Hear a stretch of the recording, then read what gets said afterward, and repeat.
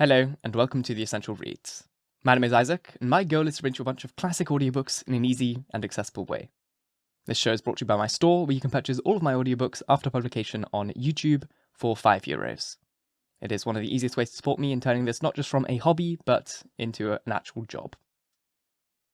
Let's get started. The Scarlet Letter by Nathaniel Hawthorne. Chapter 18. A Flood of Sunshine.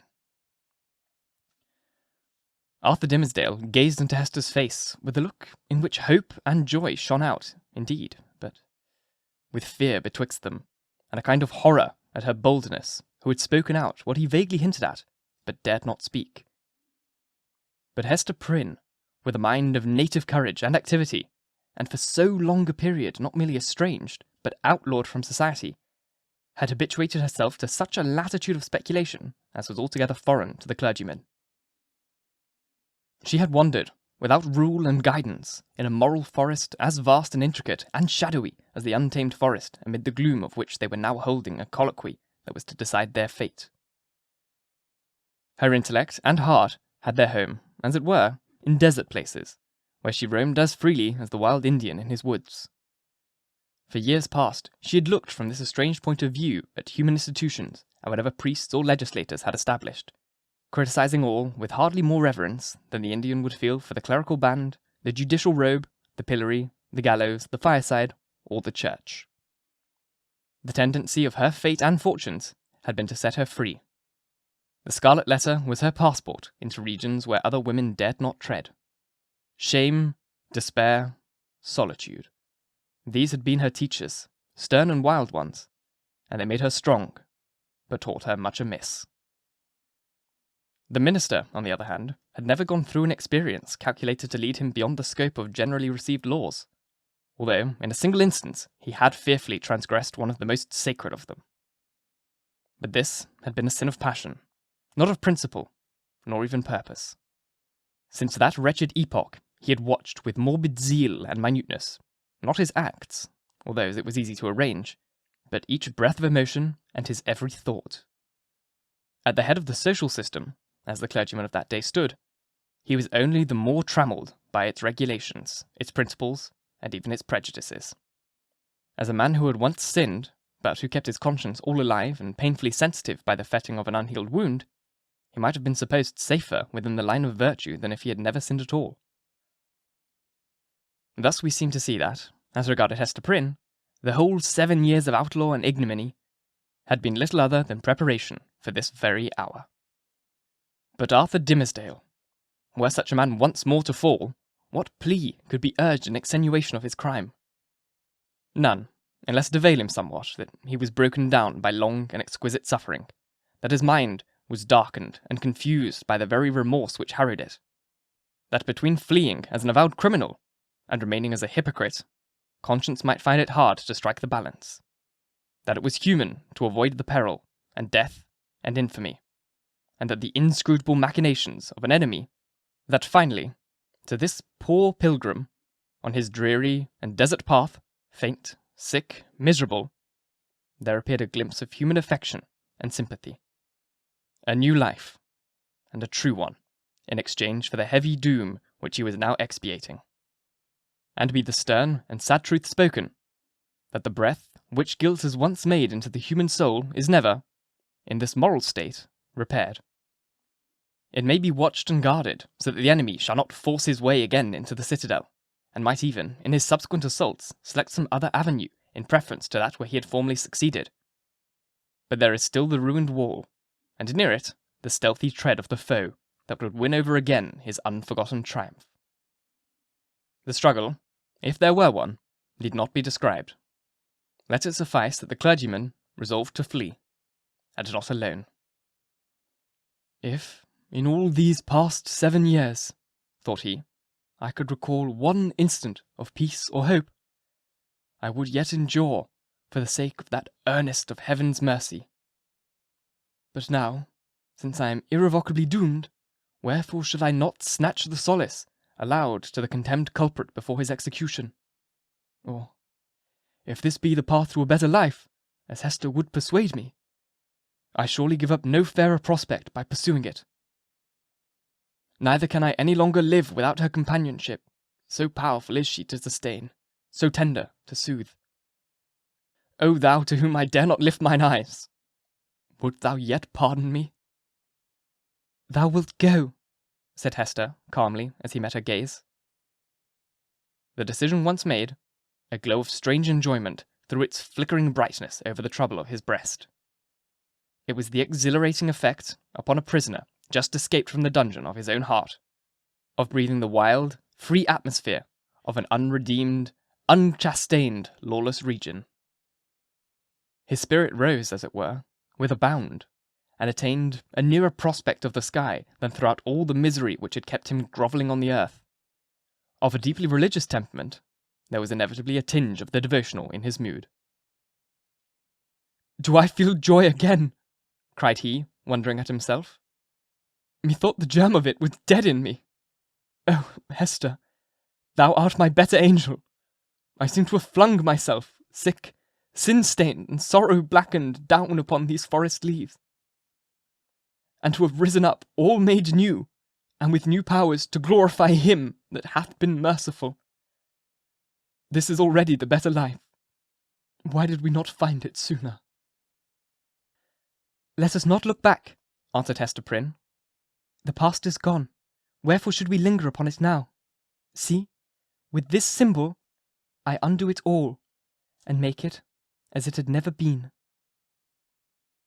So speaking, she undid the clasp that fastened the Scarlet Letter, and, taking it from her bosom, threw it into a distance among the withered leaves. The mystic token alighted on the hither verge of the stream. With a hand's breadth further flight, it would have flown into the water, and have given the little brook another woe to carry onward, besides its unintelligible tale which it kept murmuring about. But there lay the embroidered letter, glittering like a lost jewel which some ill-fated wanderer might pick up, and thenceforth be haunted by strange phantoms of guilt, sinking of the heart, and unaccountable misfortune. The stigma gone, Hester heaved a long, deep sigh, in which the burden of shame and anguish departed from her spirit. Oh, exquisite relief! She had not known the weight until she felt the freedom. By another impulse, she took off the formal cap that confined her hair, and down it fell upon her shoulders, dark and rich, with at once a shadow and a light in its abundance, and imparting the charm of softness to her features. There played around her mouth, and beamed out of her eyes, a radiant and tender smile that seemed gushing from the very heart of womanhood. A crimson flush was growing on her cheek that had been long so pale. Her sex, her youth, and the whole richness of her beauty came back from what men call the irrevocable past, and clustered themselves with her maiden hope and a happiness before unknown within the magic circle of this hour. And, as if the gloom of the earth and sky had been but the effluence of these two mortal hearts, it vanished with their sorrow. All at once, as with a sudden smile of heaven, forth burst the sunshine, pouring a very flood into the obscure forest, gladdening each green leaf, transmuting yellow fallen ones to gold, and gleaming adown the grey trunks of the solemn trees. The objects that had made a shadow hitherto embodied the brightness now. The course of the little brook might be traced by its merry gleam afar into the wood's heart of mystery, which had become a mystery of joy. Such was the sympathy of nature, that wild, heathen nature of the forest, never subjugated by human law, nor illuminated by higher truth with the bliss of these two spirits. Love, whether newly born or aroused from a death-like slumber, must always create a sunshine, filling the heart so full of radiance that it overflows upon the outward world. Had the forest still kept its gloom, it would have been bright in Hester's eyes, and bright in Arthur Dimmesdale's. Hester looked at him with a thrill of another joy. "Thou must know Pearl," said she, "our little Pearl. Thou hast seen her, yes, I know it, but thou wilt see her now with other eyes. She is a strange child. I hardly comprehend her, but thou wilt love her dearly, as I do, and wilt advise me how to deal with her." "Dost thou think the child will be glad to know me?" asked the minister, somewhat uneasily. "I've long shrunk from children because they often show a distrust, a backwardness to be familiar with me. I've even been afraid of little Pearl." "Oh, that was sad," answered the mother. "But she will love thee dearly, and thou her. She is not far off. I will call her. Pearl! Pearl!" "I see the child," observed the minister. "Yonder she is, standing on a streak of sunshine a good way off, on the other side of the brook. So thou thinkest the child will love me?" Hester smiled, and again called to Pearl, who was visible at some distance, as the minister had described her, like a bright apparelled vision in a sunbeam, which fell down upon her through an arch of boughs. The ray quivered to and fro, making her figure dim or distinct, now like a real child, now like a child's spirit, as the splendour went and came again. She heard her mother's voice, and approached slowly through the forest. Pearl had not found the hour pass wearisomely while her mother sat talking with the clergyman. The great black forest, stern as it showed itself to those who brought guilt and troubles of the world into its bosom, became the playmate of the lonely infant, as well as it knew how. Sombre as it was, it put on the kindest of its moods to welcome her. It offered her the partridge berries, the growth of the preceding autumn, but ripened only in the spring, and now red as drops of blood upon the withered leaves. These Pearl gathered, and was pleased with their wild flavour. The small denizens of the wilderness hardly took pains to move out of her path. A partridge indeed, with a brood of 10 behind her, ran forward threateningly, but soon repented her fierceness, and clucked to her young ones not to be afraid. A pigeon, alone on a low branch, allowed Pearl to come beneath, and uttered a sound as much of greeting as alarm. A squirrel, from the lofty depths of his domestic tree, chattered either in anger or merriment, for a squirrel is such a choleric and humorous little personage that it is hard to distinguish between his moods. So he chattered at the child, and flung down a nut upon her head. It was a last year's nut, and already gnawn by his sharp tooth. A fox, startled from his sleep by her light footsteps on the leaves, looked inquisitively at Pearl, as doubting whether it were better to steal off or renew his nap on the same spot. A wolf, it is said, but here the tale has surely lapsed into the improbable, came up and smelt Pearl's robe, and offered his savage head to be patted by her. The truth seems to be, however, that the mother forest, and these wild things which it nourished, all recognised a kindred wildness in the human child. And she was gentler here than in the grassy margined streets of the settlement, or in her mother's cottage.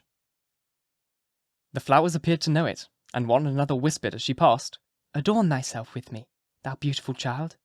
Adorn thyself with me." And to please them, Pearl gathered the violets and anemones and columbines, and some twigs of the freshest green, which the old trees held down before her eyes. With these she decorated her hair and her young waist, and became a nymph child, or an infant dryad, or whatever else she was in closest sympathy with the antique wood. In such guise had Pearl adorned herself when she heard her mother's voice, and came slowly back. Slowly, for she saw the clergyman. Thank you so very much for listening. If you enjoyed, please like, comment, share, all that jazz, and if you really enjoyed, do subscribe because there's more to come. And if you're listening on podcast, please leave a review. It is the easiest way to get this in front of as many people as possible, and reading your reviews really makes my day. Once again, thank you for listening, and until next time, bye-bye.